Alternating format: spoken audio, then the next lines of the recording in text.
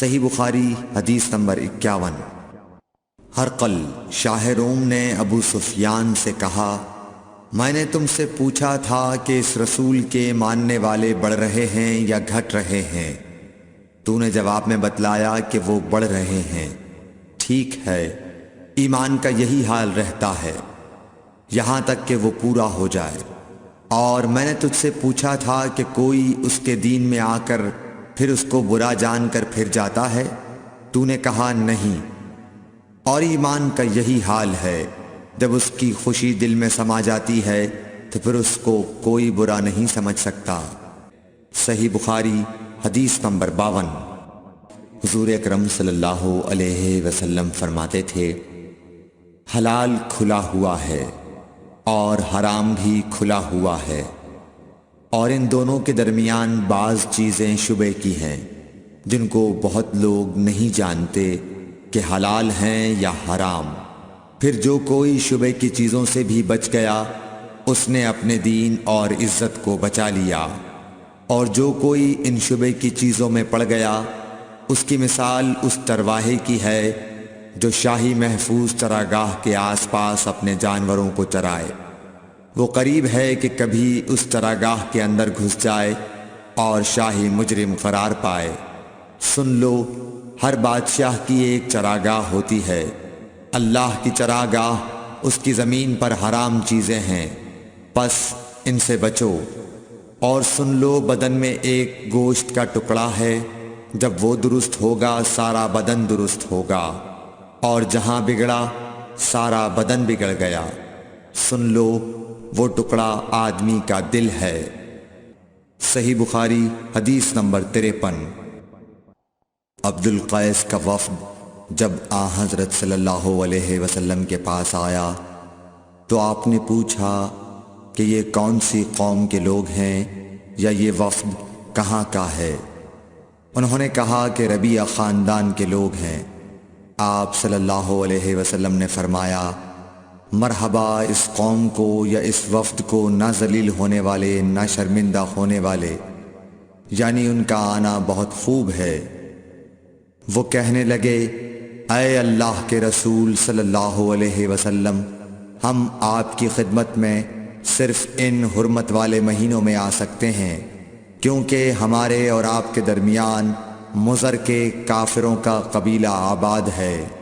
پس آپ ہم کو ایک ایسی قطعی بات بتلا دیجئے جس کی خبر ہم اپنے پچھلے لوگوں کو بھی کر دیں جو یہاں نہیں آئے، اور اس پر عمل درآمد کر کے ہم جنت میں داخل ہو جائیں۔ اور انہوں نے آپ سے اپنے برتنوں کے بارے میں بھی پوچھا۔ آپ صلی اللہ علیہ وسلم نے ان کو 4 باتوں کا حکم اور 4 قسم کے برتنوں کو استعمال میں لانے سے منع فرمایا۔ ان کو حکم دیا کہ ایک اکیلے خدا پر ایمان لاؤ۔ پھر آپ صلی اللہ علیہ وسلم نے پوچھا کہ جانتے ہو ایک اکیلے اللہ پر ایمان لانے کا مطلب کیا ہے؟ انہوں نے کہا کہ اللہ اور اس کے رسول ہی کو معلوم ہے۔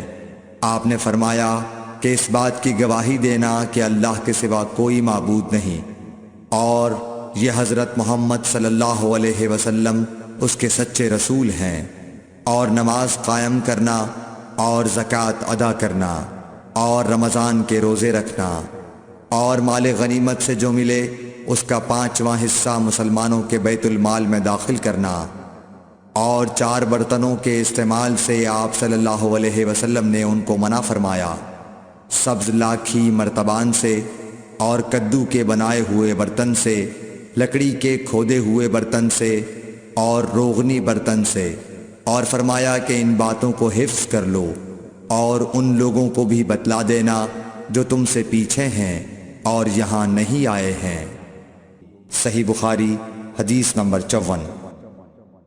حضرت صلی اللہ علیہ وسلم نے فرمایا، عمل نیت ہی سے صحیح ہوتے ہیں یا نیت ہی کے مطابق ان کو بدلہ ملتا ہے، اور ہر آدمی کو وہی ملے گا جو نیت کرے گا۔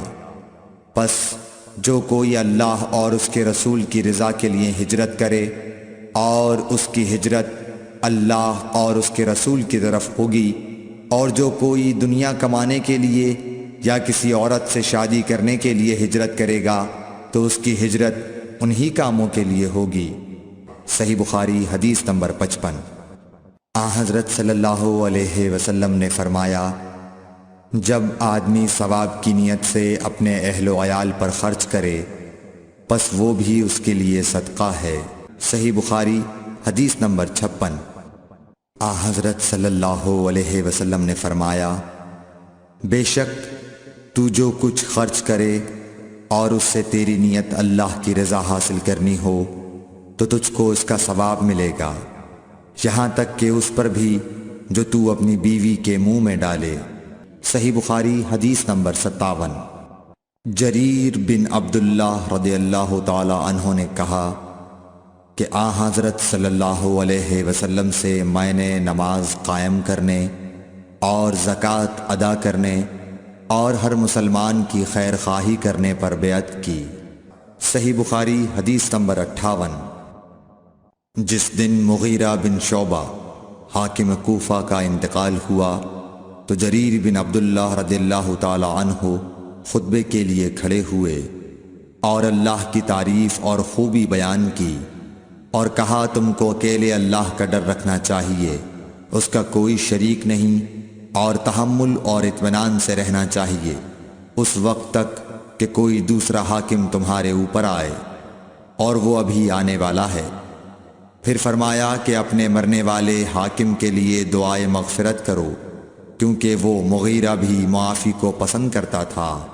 پھر کہا کہ اس کے بعد تم کو معلوم ہونا چاہیے کہ میں ایک دفعہ حضرت صلی اللہ علیہ وسلم کے پاس آیا اور میں نے عرض کیا کہ میں آپ سے اسلام پر بیعت کرتا ہوں۔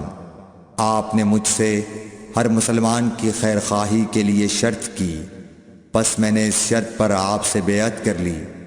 پس اس مسجد کے رب کی قسم کہ میں تمہارا خیر خواہ ہوں۔ پھر استغفار کیا اور ممبر سے اتر آئے۔ صحیح بخاری حدیث نمبر 59۔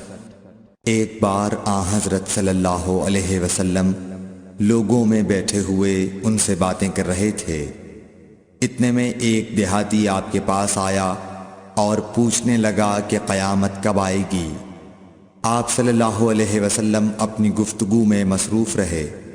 بعض لوگ جو مجلس میں تھے کہنے لگے، آپ صلی اللہ علیہ وسلم نے دیہاتی کی بات سنی لیکن پسند نہیں کی، اور بعض کہنے لگے کہ نہیں بلکہ آپ نے اس کی بات سنی ہی نہیں۔ جب آپ اپنی باتیں پوری کر چکے تو میں سمجھتا ہوں کہ آپ صلی اللہ علیہ وسلم نے یوں فرمایا، وہ قیامت کے بارے میں پوچھنے والا کہاں گیا؟ اس دیہاتی نے کہا، حضور میں موجود ہوں۔ آپ نے فرمایا کہ جب امانت ایمانداری دنیا سے اٹھ جائے تو قیامت قائم ہونے کا انتظار کر۔ اس نے کہا، ایمانداری اٹھنے کا کیا مطلب ہے؟ آپ صلی اللہ علیہ وسلم نے فرمایا کہ جب حکومت کے کاروبار نالائق لوگوں کو سونپ دیے جائیں تو قیامت کا انتظار کر۔ صحیح بخاری حدیث نمبر 60۔ عبداللہ بن عمرو نے کہا کہ ایک سفر میں جو ہم نے کیا تھا حضرت صلی اللہ علیہ وسلم ہم سے پیچھے رہ گئے، اور آپ صلی اللہ علیہ وسلم ہم سے اس وقت ملے جب عصر کی نماز کا وقت آن پہنچا تھا۔